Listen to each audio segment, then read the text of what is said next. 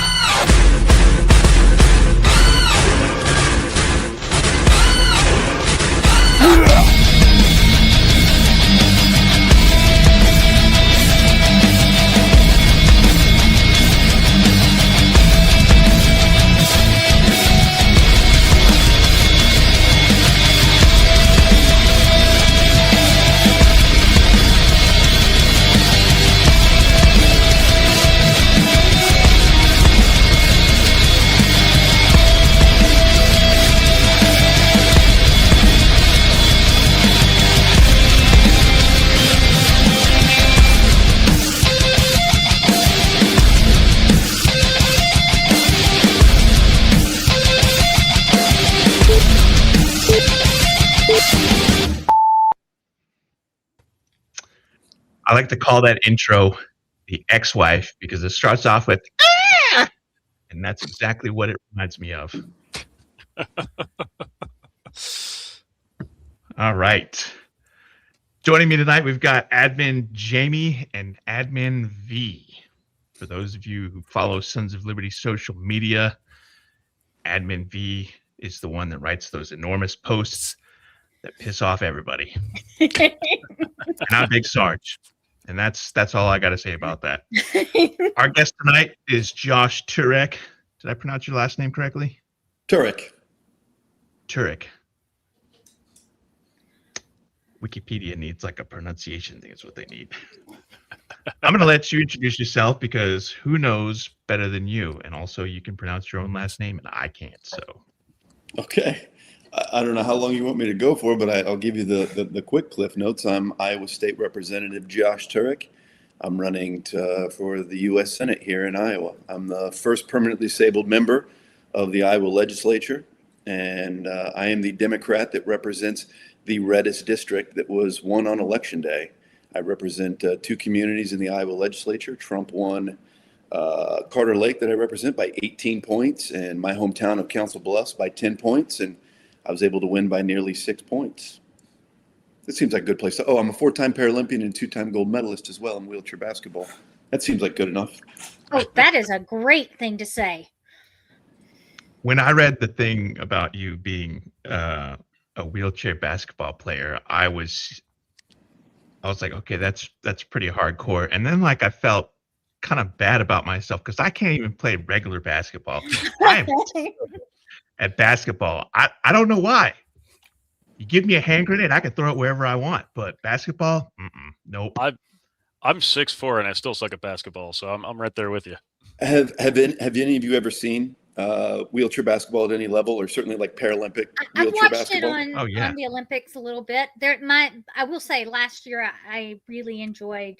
It was not wheelchair basketball. It was like wheelchair rugby. I can't. Oh yeah, they call that murder ball. I know it's so freaking cool. So I enjoy wheelchair basketball and murder ball. Those were my two favorite Paralympic sports. I shouldn't give a shout out to murder ball because obviously I'm partial to wheelchair basketball, which I think is the greatest summer Paralympic sport. But what they're doing with murder ball is phenomenal. All those guys that are in girls that are out there, they're all quadriplegics, and they're essentially just pushing around tanks. And they're way heavier than the basketball chairs actually, and they're just smashing into each other at all times, full contact. It's amazing to see. If people haven't seen it before, please go on YouTube and please watch Paralympic wheelchair basketball, but Paralympic wheelchair rugby is extraordinary. There's a guy who goes to my gym who's in a wheelchair, and that guy is amazing. He will he's strapped into his chair, so he'll be doing pull-ups in his chair and all, and with weights. And I'm like, that's just so impressive. Like I realize that people who are in wheelchairs can do pretty much almost anything, but just the level of strength that it takes to pull your entire body, plus the wheelchair, plus the Yeah. weights. And it's not like, he's not like a 25-pound here and 25. I'm talking like weights. It's wild. I think one of the things that people don't realize, especially with a sport like wheelchair basketball, is that every single person that you see out there for the Paralympics is essentially doing that full time as their job. They're all playing. There's no professional wheelchair basketball in America. So even me, I played professional wheelchair basketball in places like Spain and France and Italy. But every single one of them is training full time. And I mean full time. Like my schedule when I was training for the Paralympics was wake up in the morning. I would push to the YMCA. That was like 2 miles. And then I would shoot 1,000 shots every single day. And then after that, I would lift for about an hour and a half. Then I'd push the 2 miles back, which was all uphill back to my house, take a little bit of a break. And then I would go back in the evening, go back and do some chair skills, some more basketball work in my chair for about an hour or two. And then I would always in the evening with road pushing in my everyday chair, which is behind me. And I would do somewhere between 7 and 14 miles just for the cardio. And that's when I'm out of session. And then, like when you're playing for club or country, it's also an additional like 2 or 3 hours of training with the team. So it is a full-time job. And most people just aren't aware of that level of training that's necessary. That is so cool. I will say my dad was a basketball coach. I was not good at basketball, so I watched a lot of basketball in my life. He said the greatest thing ever was when I could keep his books for him, and he didn't have to worry about finding anybody to do that. And in high school, so from 12 to 18, I was the person sitting at the scorer's table doing the score for him. But basketball's a hard job. Yeah, basketball's a hard sport anyway. So like you grow up around it, you see how hard players work to get better at their skills. So the fact that you're doing it on wheels is so fucking cool. Excuse my language. I'm sorry. And the chairs that we're pushing in too are not, like maybe you can see this. This is my everyday wheelchair behind me. Yeah. And this is built like to the millimeter for me, for who I am, the way that I sit. But my basketball chair was even smaller and tighter. And then we've got these wheels that are cambered out, 2 wheels in the front, 2 in the back. They're built kind of like tanks. And it's a power to weight ratio sport. So you're trying to be as light as you can, but as strong as you can. And, the 3-point line is exactly the same. The free throw line is the same. Yeah. All these rules are the only differences between able-bodied basketball and wheelchair basketball is able-bodied basketball for travel. You can take 2 steps and then you have to dribble. In wheelchair basketball, it's touch your wheels twice in any way, stop, turn, and you have to dribble. And there's no double dribble. So like I can take the ball, put it above my head, and then I can put it back down on the floor. But that's it. Other than that, every single other rule is exactly the same. That's the beauty of basketball, though. It's a sport that has easy to understand rules for the most part. That's wild. Now, what's your best shot? Are you a 3-point guy? Are you inside the paint? What do you do? I was a great scorer. Shooting was definitely my skill set. Yeah. Not necessarily 3-pointers, but what is dying in the NBA game. Mine was the mid-range. And so, in wheelchair basketball, because you can, like in able-bodied basketball, you got the pick and roll. But in wheelchair basketball, because of the size of the wheelchair, you can actually sit behind them. And so it's a lot of pick and rolls. And so from like 10 feet out to like 20 feet, that was where I was. That was your sweet I was spot. exceptional.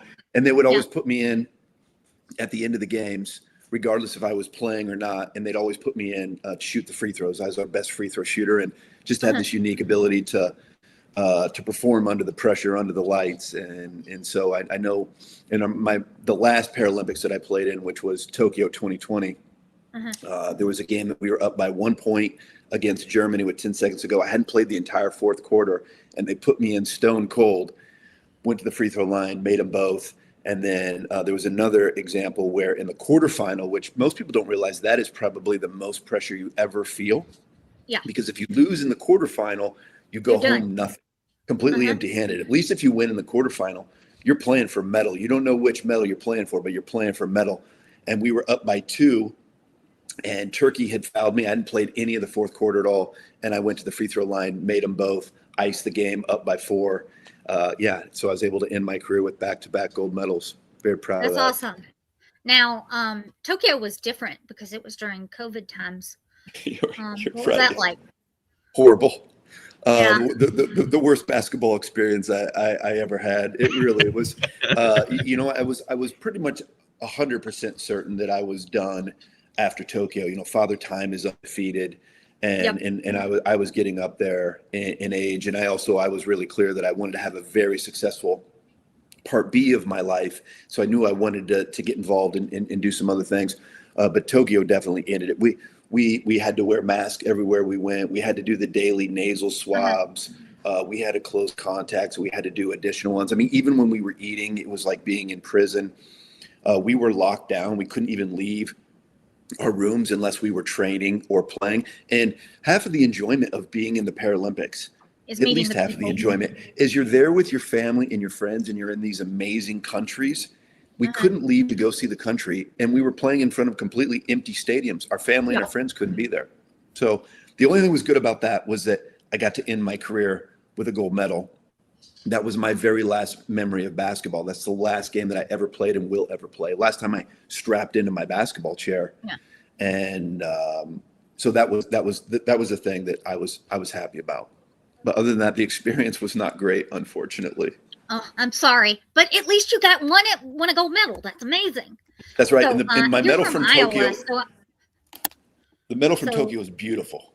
Yeah, I can't imagine. It's hard to be at the top of your game in anything. So it's wonderful that you at least ended on the top. Yeah. Now I'm going to ask, your basketball. You're from Iowa. How do you feel about Caitlin Clark and the girls? I'm really excited what Caitlin's been able to do as someone for so long. And this is interesting because I don't know if you guys knew this, but both my brother and sister both played professional able-bodied basketball. Nice. So my brother was a 4-year starter at Nebraska and then played 11 years professionally all over Europe. My sister was a 4-year starter at Oral Roberts University and then played actually a brief cup of coffee with the WNBA with Chicago Sky, and then played in Spain, which is the best league in the world for women's basketball. And so I was somebody that got to experience really directly through my brother and my sister the difference in the way that Americans view sports. And it's very chauvinistic in the sense of my brother would get lots of attention, as did the guy athletes. But it's like to get any attention as an adaptive athlete or as a female athlete, it was really, really a struggle. And so to see what she's been able to do to really put women's basketball on the map, and now to see the amount of turnout that they're getting and television ratings, it's extraordinary because they deserve it. I mean, they're out there working as hard as anyone, and especially as a shooter. Yeah. I'm just blown away. You can shoot from anywhere on the court. Anywhere. And I never had that ability to shoot quite that deep. I mean, one is I can't use my legs, and so it's hard to get that level of depth on the shot, but it's extraordinary. I'll tell you what I would love, and if Caitlin's listening to you, Caitlin, I would love to get you on a political ad of us being out there. I've been saying that I am Iowa's best shot, and open invitation to join me in shooting a political ad with us shooting free throws. That's awesome. Now, like I said, I live in Columbia, South Carolina, which is the home of the University of South Carolina, which I'm a Clemson fan, but the University of South Carolina has an absolutely amazing women's basketball team. That's right. And so they fill up stadiums more than the men's basketball do here. I mean, stadiums. As they should. Yeah. So that's why I asked about women's basketball. All right. I suppose we should move on, and you can tell us about and sorry to go in that direction, but you know, it is important because the Olympics are going to have their opening ceremony here this weekend. And then for people to know, the Winter Paralympics will follow that the first week in March. And I'm really, really proud to be a 4-time Paralympian. I don't say I'm an Olympian. The Summer Paralympics is the second largest sporting event on earth behind only the Summer Olympics. And it really is amazing. And one of the beauties of being an Olympian and a Paralympian is it's one of the few times where we all come together as a country and we support our athletes, and it's one of these few unifying factors, and it's something I think a lot about. Being involved in politics is so divisive. Yeah. And trying to represent everyone, but go out there and please support our Olympians and our Paralympians, because they're working very, very hard, and most of them are living off a very little amount of money. Yep. Training as hard as they can just to represent their country. So it's a thing of passion. Sorry, Tim, Yes, it I'll is. stop. no, go ahead. So I wanted to ask how this experience that you had, being a Paralympian and going through and seeing all these other people who are also Paralympians, and I assumed you probably connect with them, learned about a lot of their experiences. How does that affect your perspective on the state of healthcare in the U.S. and how are you what are you thinking about trying to push forward policy wise for people in Iowa and countrywide as far as our healthcare system? Yeah, great question. Yeah, certainly being around so many individuals with disabilities has really transformed my position on healthcare. I'm somebody that's gone through. I was born with my disability. I was born with a condition called spina bifida. This is due to my father's exposure to Agent Orange in Vietnam. And so I had my first surgery at 1 day old. I've had 21 surgeries before I was 12. Almost all of these took place at Shriners Hospital because it's the only way that my family could afford it. And being around all these other Paralympians and hearing their stories and all of their struggles. Also, as I said, I played professional wheelchair basketball in some of these places over in Europe, and being in places like France and Spain and Italy, and seeing what the healthcare options are there, like many of the other Western countries, and the advantages that really had, particularly for individuals with disabilities. It really has transformed my position on healthcare. I don't know if you guys know this, but beyond basketball, I've been a director of a nonprofit organization for disabled kids to try to give back to them and be a role model to them, provide adaptive sports opportunities to them, just because you don't see very many on your roles. website, Yeah, and then the reason why I got involved in politics initially is because I was working in healthcare as what is called an assistive technology professional. And what I was doing is I was going out and I was working with kids and I was working with newly injured individuals, and I was assessing and providing mobility devices like power wheelchairs. And where I was spending the majority of my time were individuals with progressive conditions. So conditions like MS, multiple sclerosis, muscular dystrophy, and ALS, Lou Gehrig's disease. Yeah. And what we were finding was every single day denials and delays. And I was like, particularly with ALS, it's 18 months from the time that they are assessed till the time of death, sadly. And I kept seeing all these people that were having to declare medical bankruptcy and divorce their spouse just to have basic health care. And I thought it was fundamentally wrong. And then I had found out, because internally we were showing at the company I was working for a 1,000% increase in denial rate since Iowa had privatized its Medicaid system. And I thought, this is immoral and unjust and wrong. And so then I had found out that Iowa had never had a permanent disabled member of the Iowa legislature. And I thought, it's probably because of this lack of representation for an entire group, an entire minority group. I mean, 1 in 5 Iowans are blind, deaf, intellectually disabled, or physically disabled, of why we were seeing all these unnecessary barriers to healthcare and to employment. And so that's what actually drove me to run, because of all of the flaws in our healthcare system. I'm someone that believes that healthcare is a human right, and believe that every single American, every single Iowan deserves access to basic levels of healthcare, like every other Westernized nation has. And it's certainly something I have absolutely championed in the Iowa legislature, and would love to have the ability to go out there and champion in the U.S. Senate. So We have an audience question that I want to cover real audience question fast. first. Sorry. Now, I realize that you're running for Senate, and I don't know what level of involvement the Senate has in House bills. So I'm just going to throw the question out there anyway. And if you know the answer as to whether that level of interaction exists, amen. His question is, would you be willing to help get Representative Grijalva and Representative Conyers' HR Bill 676 from 2006 get passed? I don't know the levels of bills with that level of intimate familiarity, but certainly if somebody wants to write in there exactly what that bill is and exactly what that does, I can try to respond. I can tell you this as a member of the state legislature, the devil is certainly in the details in these bills, but at least in terms of broad strokes of where my value statement is on it, I'm certainly happy to respond to it. Oh, I just had to look it up because I didn't know the bill offhand, but it is a. Oh no, I'm looking at the wrong bill. I'm looking at HR 676 Yeah, from 2017. But the HR 676 from 2017 is expanded and improved Medicare for All Act, establishing a Medicare for All program to provide all individuals residing in the United States and U.S. territories with free health care that includes all medically necessary care.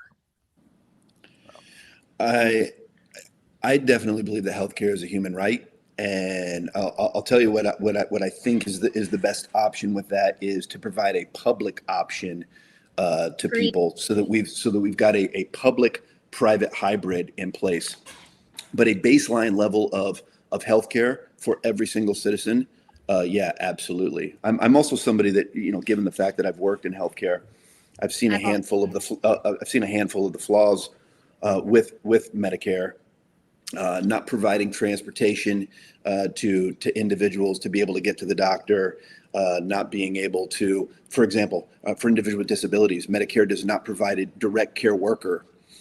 You've got to be on Medicaid to be able to actually get a direct care worker provided. But I can tell you this, my value statement is whatever is going to make healthcare easier and more affordable, more accessible to Americans, that's what I'm going to be voting for. Yeah. I work in insurance, and I've worked in insurance for 20 years now, some of that in healthcare insurance. And healthcare insurance is essentially about managing risk.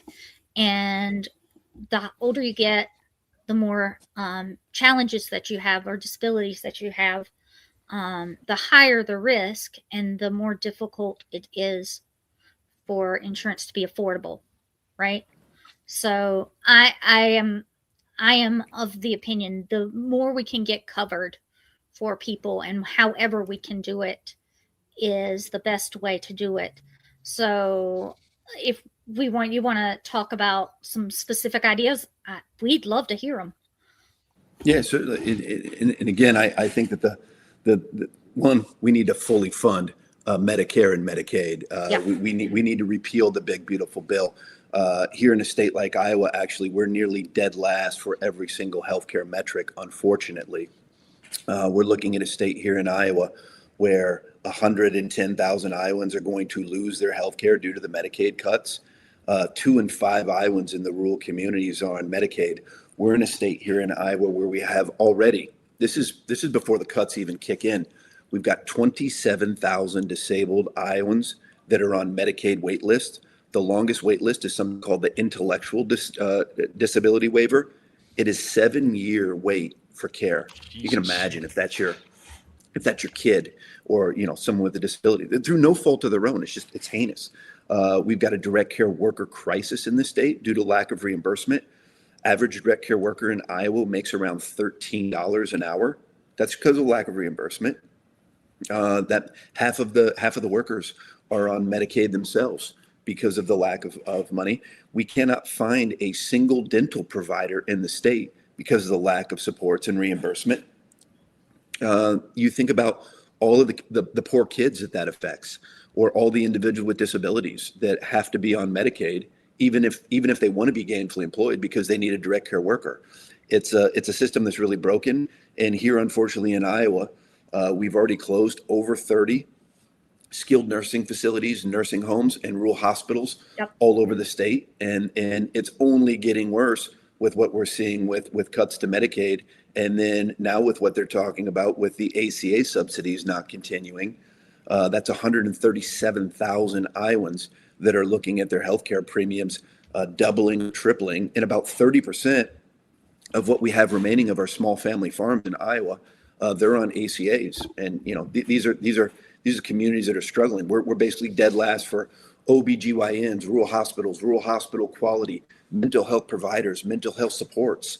It's really, really a tragic situation out here in Iowa. And unfortunately, we're not only dead last for healthcare metrics, we're basically now dead last for nearly every economic metric. We're 50th now for economic growth, 48th for personal income growth.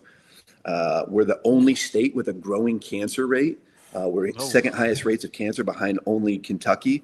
We now lead the nation in farm foreclosures. This is due to the Trump tariffs. And we got a water quality crisis. And you can't even drink the water here. It's giving people cancer. And we need representatives here that are going to actually care about people and fight for people, not just billionaires and large corporations. Yeah, I was going to ask about the farm stuff, because obviously Iowa, large farming state, grew up on the farm. How have the tariffs really affected your constituents? Decimated. It's really, really sad, actually, when you're going out there. These are communities that are not only upside down on their soybeans and selling them at a loss. And this is directly because of the tariffs. They've also been directly betrayed, giving $20 billion to bail out Argentina so that China can buy the Argentinian and the Brazilian soybeans. Meanwhile, our farmers are just left hanging. As I said, I think suicides, unfortunately, now amongst small family farms are 3 times higher than what they were last year. We now lead the nation in small farm foreclosures. These are rural communities that they've lost their pharmacies. They've lost their grocery stores. You go in these rural communities, they don't have grocery stores. They've got a Casey's gas station, maybe a Subway, and maybe a Dollar General. And then they've got no access to care because these facilities are closing, particularly in the rural communities. I was just in Ottumwa last week. 2 more facilities closed there. They are now sending their patients more than an hour away just to get basic care. And then on top of it, a uniquely Iowa situation. Iowa was #1 in public education, #1 out of every single state.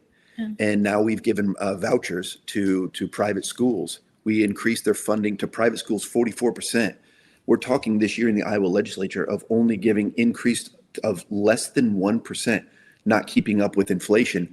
And so we're also consolidating and losing our schools, and particularly in the rural community. So these are rural communities that are hurting. But what gives me a lot of hope is that in these rural communities, the Trump signs, the Trump flags, they're coming down all over these rural communities. And what we're seeing is turnouts at our events. And because it's not just Dems that are coming out, it's independents and it's Republicans. And it's Republicans that are saying, I voted for Trump and I voted for Grassley and I voted for Ernst, but not for this. I'm not for this level of naked corruption. I still believe in democracy. I still believe in checks and balances. And I'm not for cutting people's health care and food assistance, SNAP benefits, just to give tax breaks to billionaires. And so it's an amazing opportunity that we have here in Iowa to win this Senate race. Sadly, the most vulnerable are being affected, though. Speaking of tax breaks to billionaires and stuff, you were talking about the voucher program. Didn't they just decide that they were going to expand that to everyone, regardless of income, so that basically Correct. You're giving handouts to wealthy people so they can send their kids to private schools that kids that normally can't afford that could never even imagine or dream of going to? So why is Iowa subsidizing something like that for the wealthiest people there when they're struggling so much? It's a great question. Sadly, what I've learned in the Iowa legislature is whether legislation moves or doesn't move, you only need to ask yourself one question. And that is, where is the money? Follow the lobby. And this is because you've got lots of money from these private schools that have dumped huge amounts of campaign donations for us to basically subsidize them and to give them 44% increase to private schools. And these are private schools that are unregulated. They can't be audited. What are their outcomes like? Well, they're actually closing. Most of them are closing. And then even more egregiously, what you're seeing is they're charging the previous students one amount, but then because they know they're getting this money coming in, they're charging the new students double that amount. And then one of the, I mean, maybe the most egregious of everything that we've talked about, two things. One, they aren't obligated to spend the money actually on curriculum or on books. They can spend it on whatever they want. So that can be on administrative, that can be on a building, that could be on new football equipment, taxpayer money. Then you can't audit where the taxpayer money goes. And then there's no discrimination policy in place. And so if you're a disabled student, if you have an IEP, if you have a 504 plan, they can just say, sorry, we don't have those supports, go to the public school. So you put more onus on the public school, which has less resources. And then they're actually even denying kids entry for something like maybe they don't believe in a literal interpretation of the Bible. Yeah, And they'll say, that's sorry, normal. we don't want you here. That tracks. That's So horrible. this doesn't make any sense to me, because in our country, the wealthy can get away with a cap on Social Security contributions, right? But then there's a cap removed for them to take money from our pockets so they can send their kids to elite private schools that we can't ever dream of sending our kids to. It seems like a real two-tiered system. It 100% is, and this is the problem with the system right now here in Iowa. About 85% of the kids that are in the private schools were already there before the vouchers, and now that we've taken the cap off, you basically are having taxpayers fund to send the richest people in the state to the nicest schools just off the backs of public schools. And what I have seen in communities like mine, you have this huge variance where, because so much of the funding is based on property tax, where you've got affluent communities where you have schools that are basically set up like Division I colleges in terms of their supports and their services. Meanwhile, you've got public schools that are running out of paper. Yeah, and that I, a few years back here in South Carolina, I'm going to give an for instance. I bet this is happening in Iowa too. I live in Columbia, South Carolina, which is a relatively well-off community, but I grew up in the PD area of South Carolina, which is super rural, right? If you Google the I-95 corridor of schools, that was I was in one of those schools. That's where I went. But like, I had the Timmonsville, South Carolina, had to fire their electives teachers, while in Columbia, South Carolina, they were building a $2 million football stadium. There you go. I wanted to add something to that. Here in North Carolina,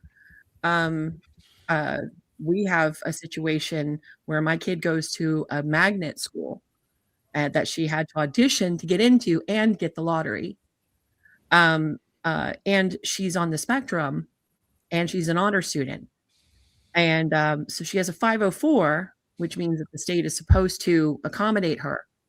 And apparently they find it too much of an accommodation to provide a teacher in the classroom. And they've done this to her twice now.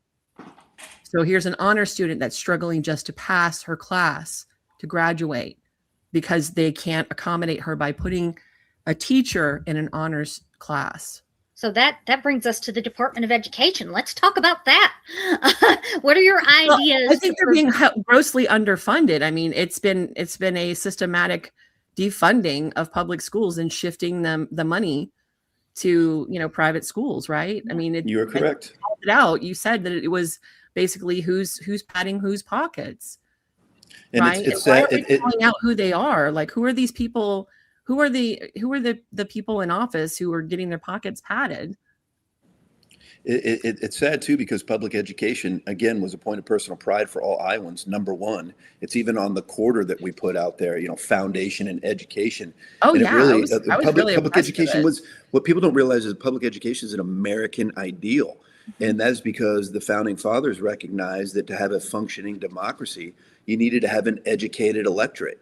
And we have just intentionally underfunded it. You just mentioned 504, something that a lot of people don't realize is that Iowa was one of 13 states to sign on to a lawsuit to find 504 unconstitutional. The 504 is the original civil rights protections for individuals with disabilities. What 504 did was it mandated that if you took federal money, that it was required that you had some level of accessibility. And so that meant your public schools, your public universities, your hospitals was required to be accessible. We built the Americans with Disabilities Act around 504. And this lawsuit that is put in place, and thankfully now, because of a lot of advocacy, I met with our attorney general 3 times out here.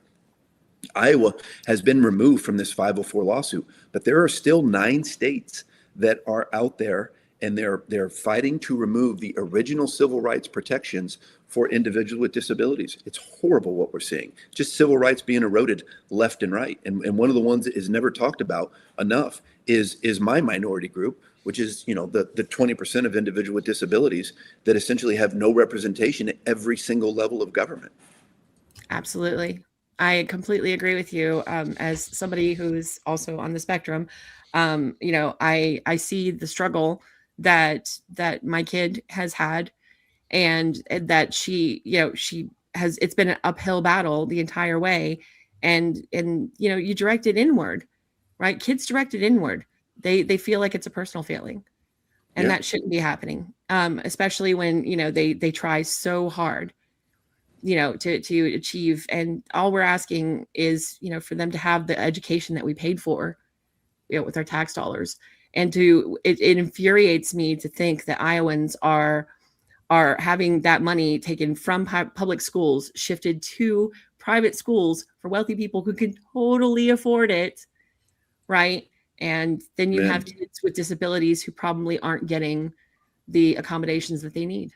Oh, without a doubt, they're not getting it. And the one thing I can say, at least in terms of policy at the U.S. Senate, I am going to fight for a more equitable funding model, because the funding model that we have right now, it's just such wild variance where you have affluent communities, again, that are essentially operating like Division I universities, and then less affluent communities or in rural communities where they're struggling just to keep the lights on and keep teachers. And then the other thing we have to do is we've got to fund the Department of Education, from IEPs to 504 to Title I funding. Private, exactly.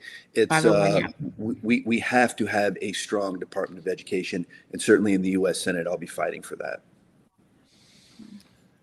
Is there What would you say?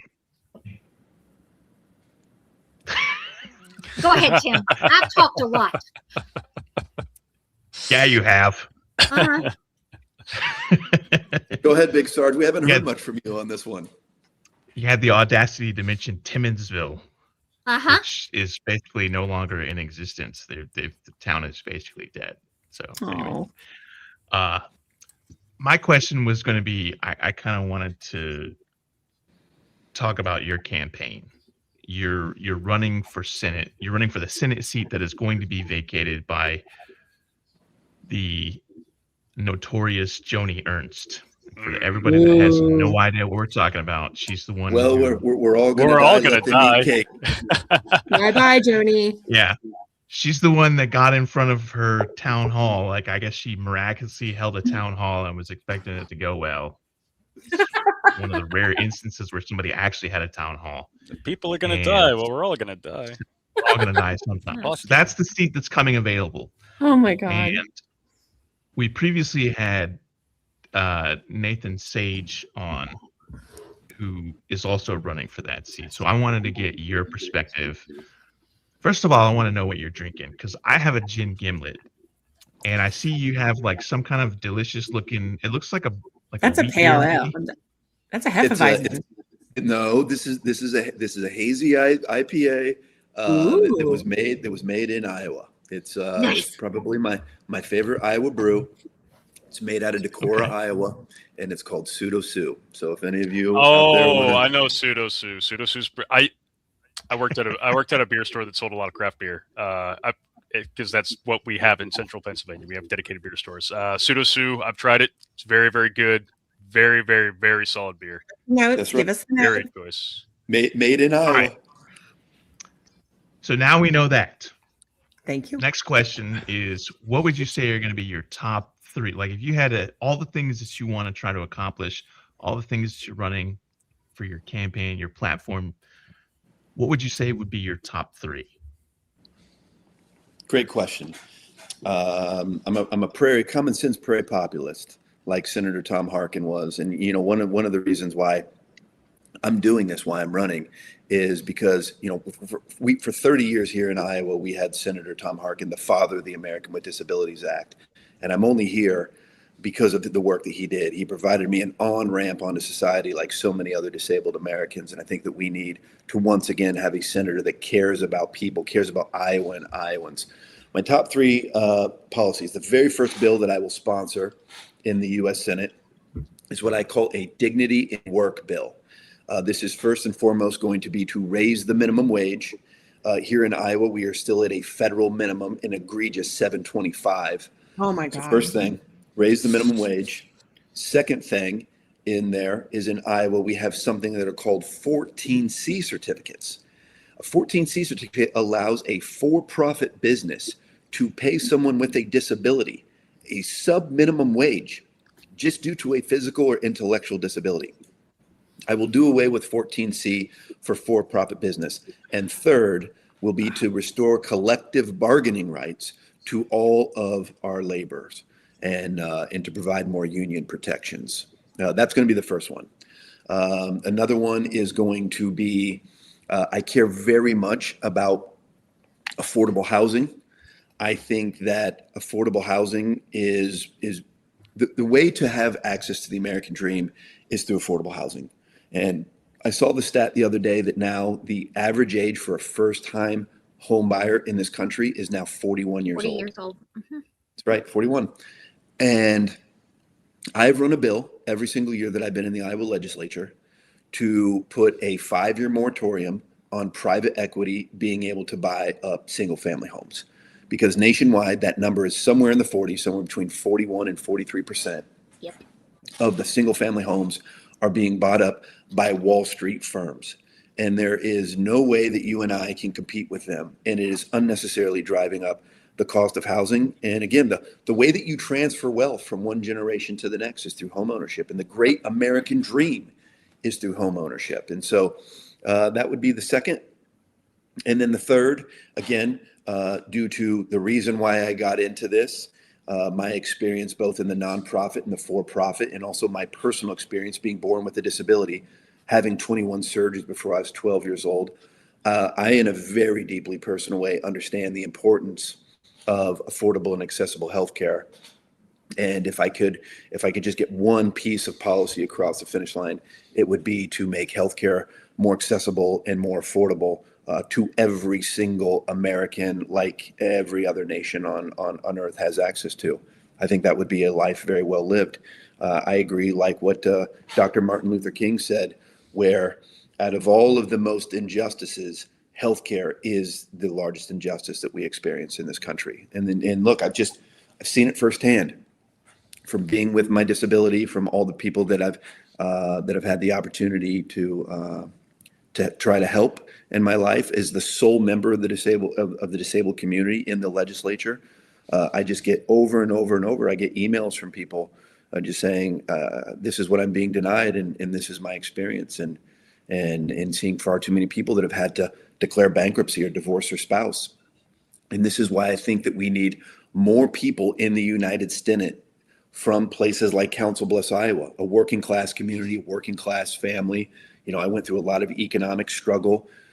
We went to the Goodwill for our clothes. We shared clothes, had the wrong color lunch tickets. I went to the free summer lunch programs, and None of also that- the lived experience with healthcare, so that you're going to actually have an empathy to fight for the people. That's why I'm running for the U.S. Senate. These are the policies I'd like to get across. Love it. I have two things. One, Big Sarge, my friend Banna, he's up there in Minneapolis. He told me to tell you that he said hi. Hi, Banna, in Indianapolis, Minneapolis. Minneapolis. But Sue, I wanted to ask more about that. You said it was the 15C? Oh, 14C. Oh, 14C. Yeah. So can you explain that a little bit more?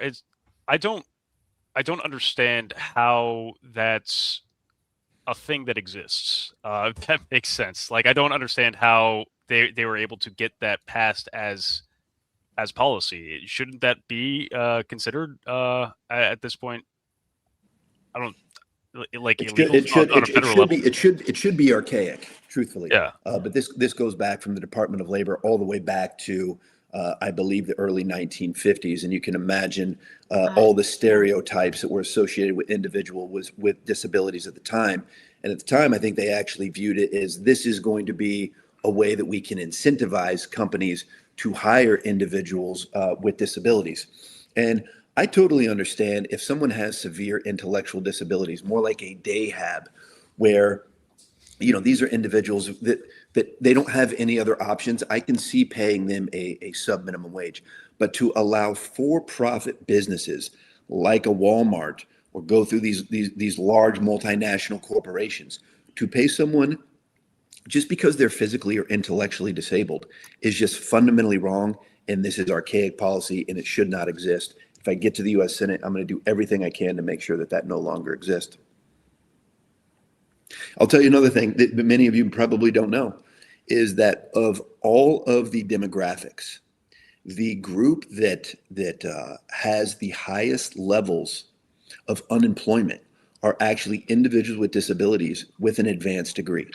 Oh, yeah, And so these are folks with master's degrees, with law degrees and doctorates, and they want to work. They can work, but because they are forced to be on Medicaid, because again, Medicaid is their only provider they can't. for something like a direct care worker. They need someone to help them get out of bed or help shower. They can't work. In a state like Iowa, for example, I've run a bill. It's been what I've called my magnum opus bill. I call it work without worry, to be able to work without the worry of losing your health care. Because in Iowa, to be on Medicaid, you can only make 200% of the poverty line. Yep. And you can only have assets of $12,000. And it was only $13,000 if you're married. So it was preventing people from working full time, being employed, from owning a home, owning a vehicle, being able to be married. It's just wrong. Once again, I just want to do the parallel of the school voucher program to this. Like, it's just crazy that you can get they removed the barrier for the school voucher program, but yet for somebody who needs to have medical care, right, there's all of these hurdles that they put in their place. It's insane. The two-tier system is ridiculous. Yes, it is. We're living in two Americas. I mean, John Edwards talked about this many years ago, and it's now the haves and the have-nots. And I think that we're living through a second Gilded Age right now. Oh, agreed. And 100%. Oh, easily.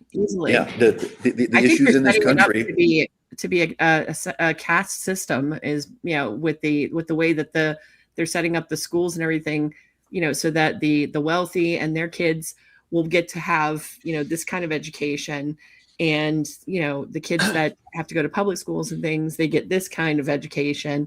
And what was it? Aren't they talking about keeping? You have to have a certain. What was it? So there was something that we just saw posted this today about the school student loans. Wasn't it about how it was going to be tied to your graduate level or something like that, right? Or like what you were going to go to school for, like how much they were going to college give you. major is the word you're looking for, Aja. Thank you. And so so it's like, oh, okay, so we're going to, once again, right, we're going to widen that gap to where, okay, we're going to make it harder and harder for people who do not have to get that leg up in the nation of opportunity and yada yada, capitalism. Well, there's also an inherent like anti-intellectualism in that, right? Like, because like I dropped out of college, but I do intend on going back at some point once fascism is over. But I studied philosophy, right? Which it's not a necessarily super marketable thing, but it's still an important subject. A lot of liberal arts, subjects are deemed less important or less marketable, but are just as important for how society is structured and how society runs. And those kinds of things are play into that anti-intellectualism and that weakening of our society's ability to critically think and evaluate morality and all that stuff. it's very frustrating to see. Very I much so. agree, and it is. It's a second Gilded Age right now is what we're seeing, and I think the two biggest issues is wealth divide and tax avoidance, and I mean one of the things that I think is really resonating is when I'm going out there and I'm talking about genuine populism and actual policies to make people's lives better. Because the one thing that I say out here that I do give Trump credit for is that he accurately identified that the status quo was not working for your average American or for the middle class. Now, every single policy that he's done has been faux populism and just made people's lives work, from the tax cuts, 85% going to the 1%.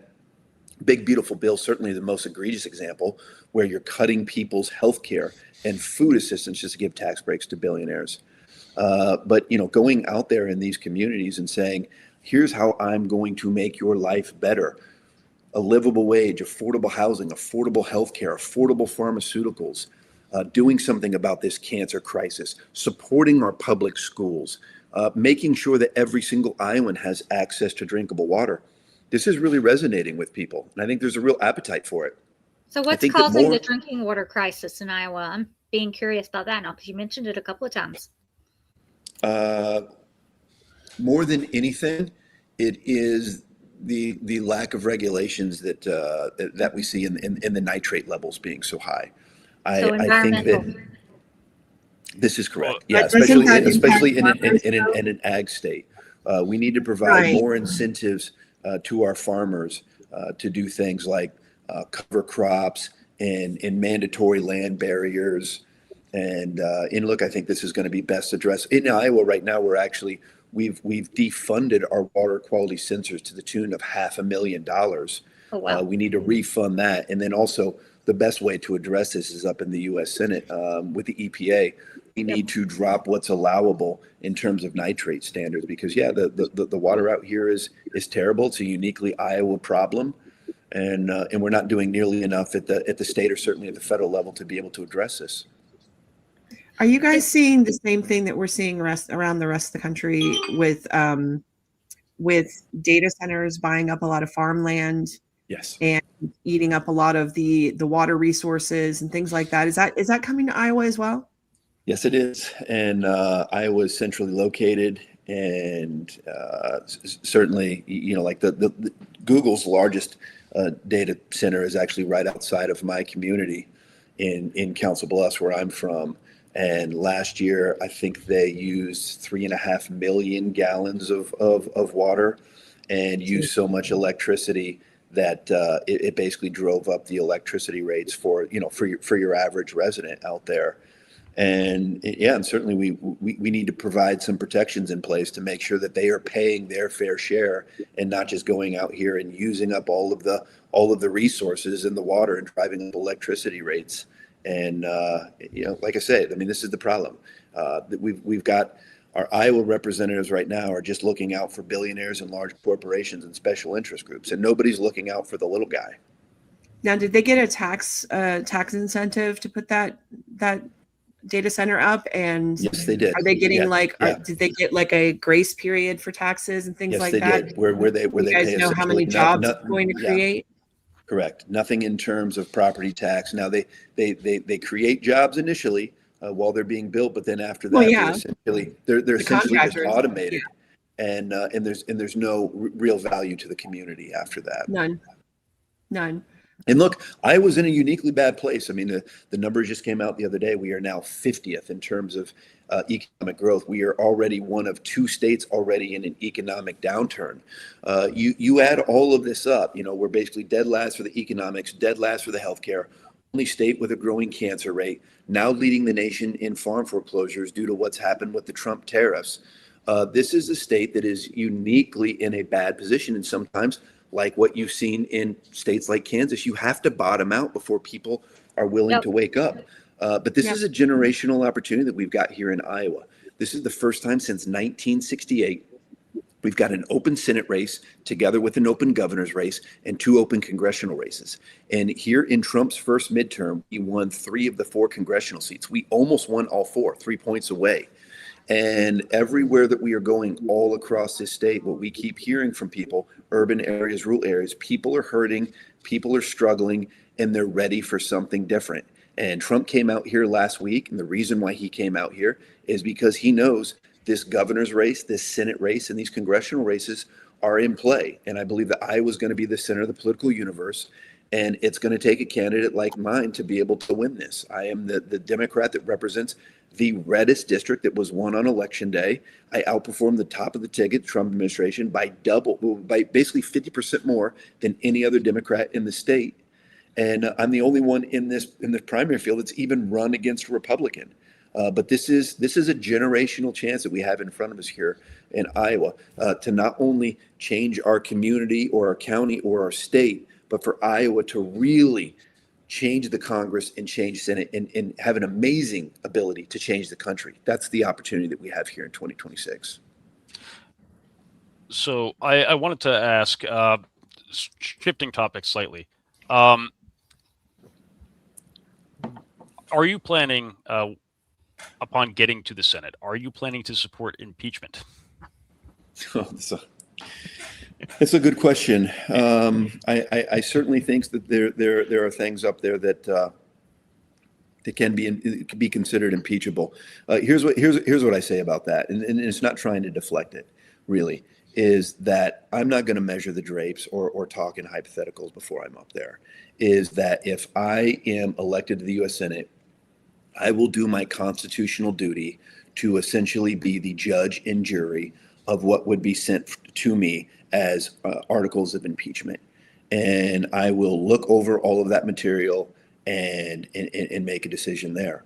But until I see that directly, I think it would be doing a disservice to say one way or another, just much like you would ask a member of the jury, what do you think about this case before you've heard it out?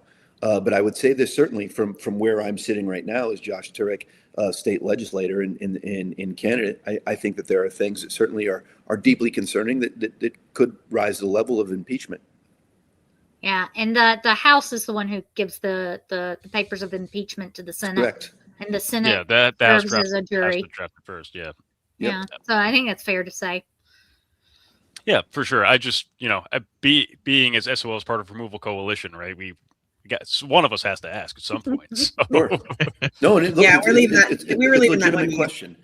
And but at the moment, what I can tell you is that I am laser focused on this. This is our chance here in Iowa. If we can't win in this environment, this state is going to be gone for a generation. And again, as somebody that is only here, all the things that you've heard that I've been able to do, from winning gold medals and representing my community and being a state representative, I owe to a great senator from Iowa, Senator Tom Harkin, my political hero. And this is our opportunity here to actually finally have, after 12 years, get his seat back. I say it's going to be something beautifully poetic, that the man that is coming to get Senator Harkin's seat back is only there because of the work that he did on the American with Disabilities Act, and we can have a champion of the people again. And this is our opportunity to do it. And I am laser focused. We are going around to all 99 counties. I'm going to get in every single one of these rural communities and talk to them about what we're going to actually do to make their life better. And these are communities that are ready for change. And I think that a candidate like mine that has gone through, there's an authenticity to my story of coming from a working class community, working class family, all the healthcare adversity I've gone through, that really, really does resonate with rural communities and with farmers. So much of my story, even to get elected, I won my first election by just 6 votes. I was the only one to win a competitive election in all of Western Iowa. I did that by dragging my wheelchair upstairs every single day. And that resonates with people, that hard work. And they're not going to be able to use weaponized patriotism against me, because I proudly represented my country in 4 Paralympic Games and won gold medals. Yeah, they love to use the faux patriotism. They think the rest of us don't care about our country, but that is absolutely false. Right. They weaponize hard work. Go ahead, Tim. I like to call it cosplatriot. Because who doesn't love a good portmanteau? Cosplay patriot. I do love being called a false patriot when I sign my name on the fucking dotted line. Some of these jagoffs ain't done shit. So, amen to that. Damn straight. But yeah, they've been able to weaponize hard work and patriotism. They've also been able to weaponize religion. And I say that I have two North Stars in politics. And the first is a quote from Franklin Delano Roosevelt, also the only president we ever had as a member of the disabled population. And he said, the test of our progress of a society is not whether we add more to those with abundance, but whether we have enough to those with the least. That is my North Star. And my other North Star is from the Bible, and it's Matthew 25:40, which is what you have done to the least among you, that you do to me. That to me is the essence of why I am a Democrat. Because I care about people's too. There you go. Because I care about people's jobs in schools and healthcare. I'm an atheist, but the son of a preacher man. That's one of my favorite scriptures. I'm also agnostic, but again, still my moral compass. Atheist, but raised Irish Catholic, so it's same. Look at us running the Born gamut. again Christian, now an atheist. There we go. I love it. We've got one from each. Yeah, I do have to say that I'm being told that you need to make your way to another event, so that you don't have to be the bad guy and say, "Hey, I gotta go." I'm gonna say, "It's my dog." Sorry, just had to show why? him off. How are you gonna distract me like that? I'm like now. I'm gonna talk in a high pitched voice, and be like, "Hey, buddy." He just came up to me. I'm sorry. We so love cute. the dog though. So cute. Big Sarge, before I get off, how'd you get the nickname? I mean, I guess clearly you're a big guy. Yeah. Which nickname? Are Actually, you on Pornhub too? So I'm presuming you mean Big Sarge, because that's what I got. Do you mean Big Sarge or Professional Scotsman? Big Sarge. Okay. So in the military, you basically say, "Hey, Big Sarge," and that's like NCOs, non-commissioned officers that you're maybe not friends with, but you're on like good terms with, like they don't hate you, or like you're tight with them. You'd be like, "Hey, Big Sarge." Caveat. So it's just a thing. Caveat. You do that in the Army. In the Marine Corps, I would have gotten crucified. Right. Yes. Ooh. In the Army, because we're not, Crayon at eaters. least. Hey, I like to say, I tell people freely, I'm a cult survivor, right? I did 8 years in the Marines and got out. I survived the cult. That's why I'm against MAGA. I don't want a second one. I'm sure there are some Army units where you don't do that, but in every single unit that I was in the career fields that I was in, Big Sarge is just like that's what you call your favorite NCOs, or like ones that you're friends with, like a Big Sarge. And it was just it was kind of a thing when I started doing videos. I would say stuff like, "Yeah, so when you walk up to somebody, you're like, 'Hey, Big Sarge, how's it going?' And people just started calling me Big Sarge. So I was like, all right, I'm just gonna take the nickname and run with it." So. All right. I come from a proud lineage of veterans. Both of my grandfathers were World War II Navy men. My father spent 22 months in Vietnam in the Navy. That's where his exposure to Agent Orange happened. And my nephew's currently in the Coast Guard. I think had I not been born with a disability, certainly would have enlisted myself. I feel like if you're playing wheelchair basketball, they should just like hand you papers and be like, "You know what? Just raise your hand. Let's go. We'll call you in. What MOS do you want to be? Here's your EGA. Because here's your M16. No, for real. So B03. I realize that spina bifida is not the same thing as like amputation or whatever. But prior to around 2004, 2005 or whatever, if you lost any kind of limb, even like a finger, you were gone. It's nothing. And there was a special forces guy who lost his leg in Afghanistan, I believe it was, and they're like, "Yeah, your career is basically over." So he reached out to this company and was like, "Hey, can you guys make me a prosthetic leg that could, basically be, military grade, but in the good sense, not the bad sense, because military grade is like a big joke." So they made him this one out of like aircraft aluminum or titanium or something. I don't know exactly what it was, but basically this guy had like a prosthetic leg, and he had two of them. One he kept in his backpack, and I guess he went back. He's like, "You know what? Just give me a chance to go back through the Special Forces Q course or whatever with this leg." I don't need any considerations. I'm going to do it exactly as if I were, whole. So he did, and he passed it. So like, okay, you can stay in. And that started the process of people with disabilities being able to remain in the service. Yeah. And I feel like if you can play wheelchair basketball and make it to like the Paralympics, you could get in my foxhole anytime you want. It'll have to be wheelchair because, but I appreciate the vote of confidence. I really do believe that the single best way that you can, represent your country without a doubt is to enlist, and then I think secondly is to represent your country on the field of play, and that is in the Olympics and in the Paralympics. And so I've done my best. I say it was one of the great honors of my lifetime to wear USA across my chest. And I was able to end my career, USA across my chest, gold medal around my neck, stars and stripes high up. And I had the stars and stripes around my shoulders, and it was the perfect stopping point. And I said I wanted to have a part B that was as successful, if not more, than my part A. And now I'm doing much more meaningful work and trying to represent in a much more important way, which is we need good representatives for the people, both at the state level and certainly in the U.S. Senate. Absolutely. I want to thank you for giving us your time to be on the live stream. I know you got somewhere else to be, so I'm going to let you make your exit. We'll wrap things up here for you. So you have to go through the primary first, or? That's right. Yeah. Primary is June 2nd. June 2nd. Okay. Well, best of luck to you. Thank you. If anyone out there is interested, the website is Turek. The number 4 was my basketball number, Turek4Iowa.com.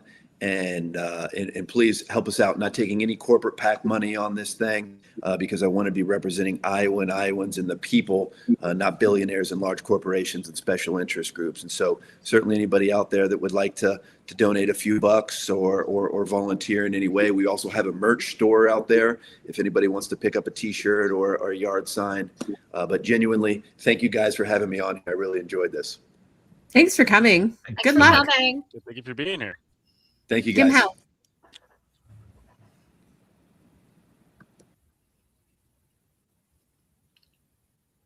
That went well, I'd say. Yeah, I think so too. I got to talk basketball with somebody for a while, so that's always nice. Yeah, and I was like, when you mentioned your dad, I almost said his name, but then I was like, don't like inadvertently dox Admin V. Yeah, let's not do that. That would be a poor choice. I just want to say, like, I know who her dad is. Like, we went to high school together for like a year or a year and a half. No way. Yep. And Coach Admin V's dad is fucking terrifying. And I realized, and she does not agree, obviously, because she, grew up with him. So she saw a completely different side. But for me, I learned the intimidating death stare from that man. He's not like he's not like a giant, ripped, shredded, like Johnny Bravo build kind of, He's intimidating. Bald. He's just, he has that quiet, I will kill you look. He's got like the veteran. Oh, then you haven't learned the death stare yet. Yeah. So, and I'm in his algebra class. I'm not like playing girls basketball or whatever. So, when he's like calling on me for questions and stuff, and I'm just like, I feel like I know the answer, but I feel like I give you the wrong one, you're gonna rip my throat out or whatever. So he's not that scary, Tim. I promise. I don't know. You. No, I'm sorry, but I'm 6 feet tall, and maybe you scare me sometimes. Okay, I don't get scared much. You scare me sometimes. Okay, like you're feisty. Me? All right. Mm-hmm. Yeah, let me see if I can find a picture of my dad. He was in the military. Sometimes in the admin chat, I try to be very particular about how I phrase things, because I'm like, I don't want admin B to like just come at me. Right? Like, Right? Holy shit! Right? Thank you. I'm glad. Well, for one, I just don't like Being upsetting my fellow friends, and for person, two, terrified. try to avoid conflict there. Terrified. We're afraid of Yeah. you. This It's is true. my dad in Vietnam. He was a little skinny dude, Yeah, no, but it tracks. he I get it. served forever. So. Yeah, he looks pretty badass. Yeah, You still he's- haven't gotten that stare down yet, Tim. All I do is crack up. I have very deliberately tried to get away from that, what I call I just the want to vet hug you. bro- You're so cute. the vet bro mentality, which is not what I'm saying he has. no. I'm saying like there are guys out there, like, for example, I'm just going to name drop somebody because I've seen them pop up in references on like two of my fellow veterans social media pages. John Burke. If you don't know John Burke, it's because he spent the last 10 years being largely irrelevant. John Burke was big on social media probably about 10, 12, 15 years ago, primarily on Facebook. He was one of those, like, tell it like it is, he had drill sergeant shtick, and was kind of a public figure on social media. And he began saying things that people were like, yeah, you're kind of a douchebag. Or the complete opposite, like, holy shit, you're the greatest kind of thing. And then for some reason, he like fell off the earth and then tried to reinvent himself as like a gaming streamer. And people were like, yeah, you're still a piece of shit. And now apparently he is back as like a MAGA fundy. So Well, that tracks. John Burke is the epitome of the triggered vet bro, vet flake kind of guy. So, and I'm fully anticipating that somebody's going to watch the stream and be like, yeah, I know that. And I know who that is. They're going to like send him a screenshot or some shit of this. And I'm going to have John Burke in my fucking DMs trying to fucking knife hand me through the internet or whatever, call me like a liberal pussy or whatever. I'll be like, you know what, dude, just go get your GED, you fucking piece of shit. Those people are triggered that somebody like me was even Anyway, in the first place. So yeah.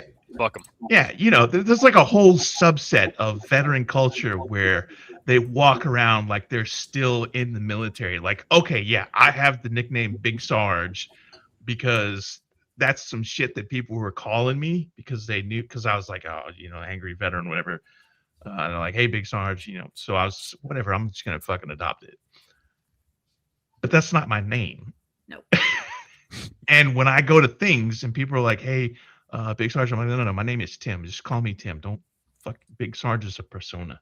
But there are people who live that shit 24/7 in the veteran community, and they walk around and they're like, they got their little 5'11" pants and their tailored polo shirts and their fucking grunt style bullshit and their operator hat and sunglasses, and they're like trying to give you the death stare, and they're like, I'm a veteran, you should thank me for my service. So I'm not gonna name drop anybody, but there for those who don't know, I was reserve. Yeah, get your licks in now. But we had a sergeant where a friend of mine bumped into this sergeant at like a Metallica concert, and he goes, oh, hey, how you doing, Sergeant so and so? And this sergeant was like, you should be standing at parade rest, like off drill hours at a concert in civilian attire, right? Like, Bless his heart. How about I just not talk to you at all and you can go fuck yourself? That was pretty much. Go much enjoy the concert. That was pretty much what my buddy did. He was like, no, and then he went, grabbed a drink, enjoyed the concert, went home, fucked his wife. So like, I think he got the upper hand there. So. Yeah. Bro, So calm down before I introduce your underage sister to Lars fucking Ulrich. Oh, Yeah. My dad never mentioned his service. That's not who he is as a person. He hated the army. He served because it was Vietnam, and he went in as an officer. He said, I went in as an officer because if I didn't, I was going to get drafted.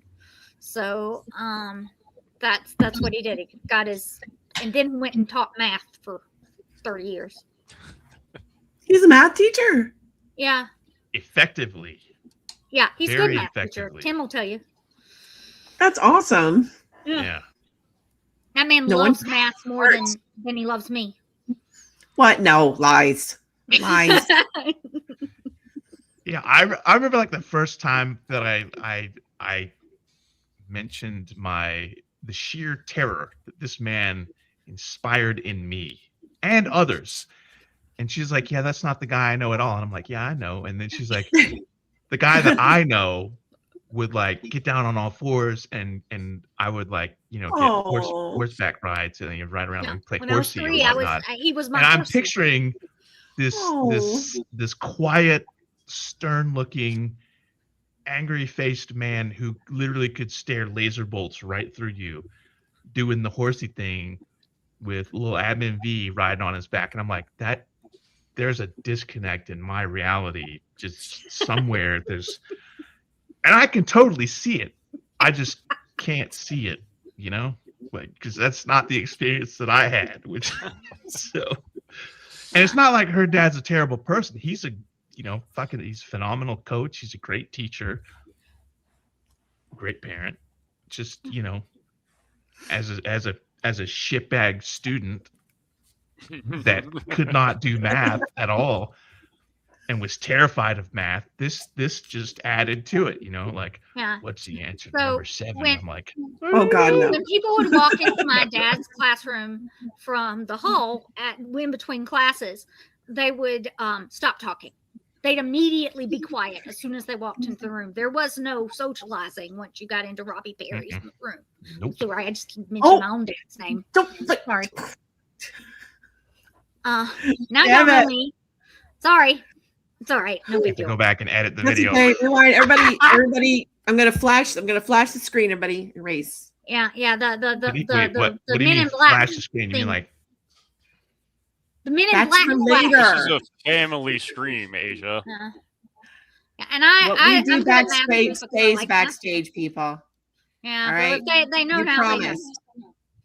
I'm not exactly hard to find if you're looking on the internet. You better not be looking on the internet because then you'll have Yeah. to deal with me. Okay? Yeah. I'm serious. But the yeah. So like my father was a stern math teacher. Thank you Tina for saying you heard nothing. I appreciate it. it was. I went. Eljo's to, like, I feel attacked. You should. I've been in the military for like 7 or 8 years, and I finally went back to college on like breaks between deployments.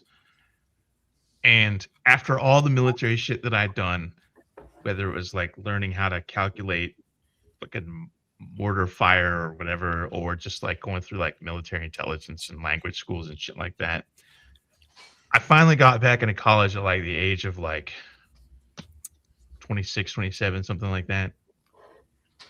And I instantly understood math. It was wild. Like my entire like childhood and teenage years, I could not I would get in a classroom. Like I was an ace in certain subjects, and then just math, anything math, calculus, trigonometry, algebra, fucking basic math, whatever. I sucked at it. And then I went back to college after in the military, and I somehow was good at math. It was great.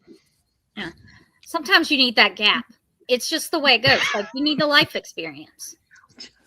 Damn it, Eljo. All right. How do you need fucking life experience for math though? That's the thing. It's like, Well, you were calculating just the mental things like discipline. I that. don't know. It's all math. You understand. Somebody said in the chat. It's like a visual language. Math is language. It's a language that everybody can understand. Well, Okay, actually, hey fam, I'm gonna hop off here because I am gonna go play Helldivers. Yeah, and I also need to hop off jealous. and go write my post for tomorrow. Jealous. So, I'm going to write about Super Bowl snacks. So y'all shouldn't get mad at me this time. If y'all get mad at me for Super Bowl snacks, Somebody will. that's true. Don't. I'm gonna be a professional, outraged, triggered social media person tomorrow. Like I'm gonna get on my personal account and just get on Sons of Liberty and be like, why are we posting about Super Bowl snacks when clearly we need a third party override. Yeah, if you that's talk happened all day about- the last 2 days. If you talk And about I'm doing it putting because I'm ranch having a on root canal wings, now tomorrow, and I don't want to monitor anything. So be If- kind to me tomorrow. My teeth. Oh, are that. Oh, you Yeah. just waved the red meat in front of us. Now we're gonna go start shit. if you talk about putting ranch on wings, I will come for you in the comments. Yeah, Sorry, I have to. I'm legally obligated. that's fair enough. my dad's family's from I was Buffalo, going to talk right? about my recipe for what I call taco meat dip, which is delicious. It's cheese and sour cream and hamburger meat I'm listening. seasoned with That's salsa. very good. Tell me more. All right, so here's the gist of it. You get a pound of ground beef. Okay, I'm gonna go play Helldivers now. Yeah, Bye, Bye. when you get a pound. You don't of get green- no 7-layer cheese. sour No cream titties dip. or brisket. I'll read that Babish. post. You brown your ground beef in like with onions and seasonings and stuff like that. Some sort of taco seasoning. I usually just sort of make up my own. And then in a casserole dish, you put the cooked ground meat into the casserole dish. You stir in some salsa. You stir in some shredded cheese. You then layer 8 ounces of sour cream over the top, and you just sort of spread it out like cake frosting. You're making a meat sheet cake, and then on top of that, you put more cheese, Cheesecake. and then you cook it in the oven until the cheese is melted and it's bubbling, and then you eat it with nachos. It's delicious. Kind of sounds really good, actually. All right, so I'm gonna need you to like send that to me, and also You deserve I it. need your chicken bog recipe. Okay, well, Oh, if I you need host that. that cookout, I'll bring it with me. Yeah, I'll tell you what. I'll host a cookout with my pool. We'll have a pool party. Yeah, I'll Mhm. bring the chicken bog. There you It's go. my daddy's chicken bog recipe, so I'm not really I'm gonna allowed wear to my send it to fucking anybody, but I Speedo. can cook it for you. You are not wearing a Speedo to my pool. I You will want not. to know why they call me Big Sarge? I will call you tiny if you wear a Speedo. All right, bye guys. I will go write my post now. Hi. Bye, lovey. Mhm. Oh Lord. Okay. I guess it's you and I doing the 2 claps in a wreck this time, huh? Yeah, Or we could just sit here and make everybody uncomfortable. nah.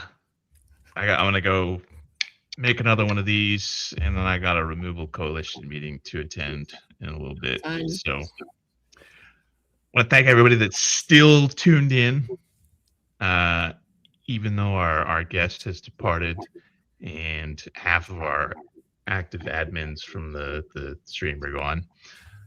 Tune in tomorrow for Admin V's Super Bowl recipes post that she's going to make. For those of you that haven't, announce your departure like we're a fucking international airport. Oh, you're not leftist enough for me. All month long is Black History Month, so every day the Sons of Liberty will be posting to our Substack at least 4, 5, 6, 7 times a day. Black history makers, trendsetters, and other people that maybe you've heard of, but maybe you probably haven't. Like the other day, the guy who invented the ice cream scoop was a black man. The Wicked. guy who invented like radiator heating, black man. We'll be talking about famous or history-making black veterans like the Navy admiral who was the first black woman to command a ship, and also was their first 1, 2, 3, and 4-star general, admiral. Whoops.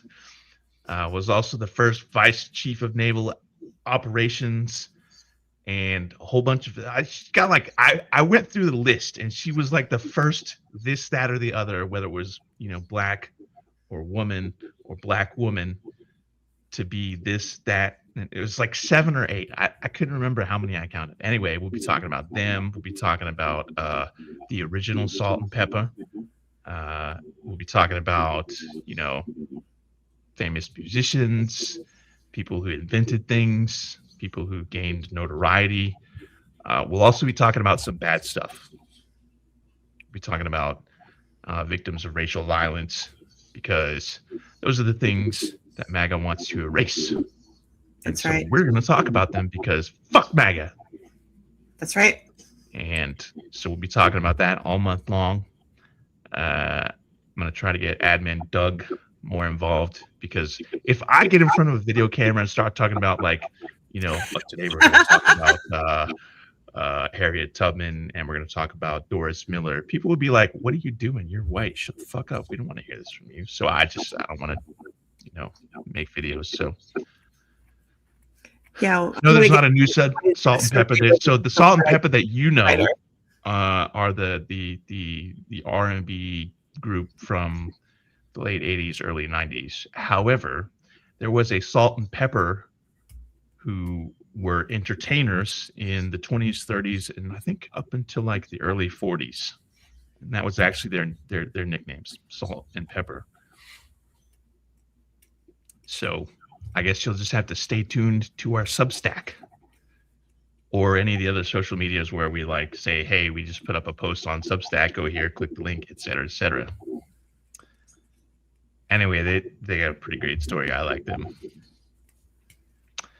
That's gonna be our show for tonight.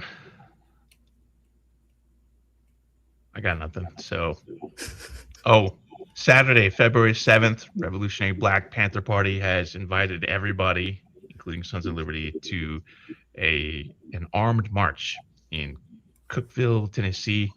And then February 17th, we will be again going to our local offices for elected representatives. Doesn't matter if they're MAGA, doesn't matter if they're conservative, not MAGA, doesn't matter if they're running for office again or if they're not, doesn't matter if they're conservative, democratic socialist, doesn't matter. Go visit them in person on the 17th.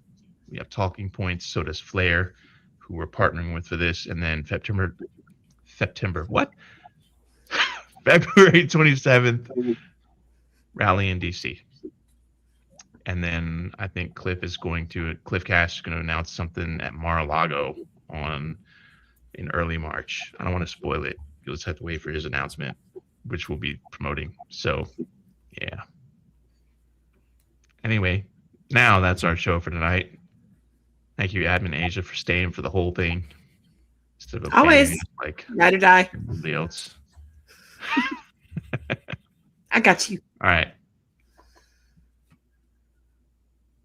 I got nothing. No, the picture didn't froze. I'm just sitting very, very still. Two Why? claps and a Rick. You suck. Woo! I hate you.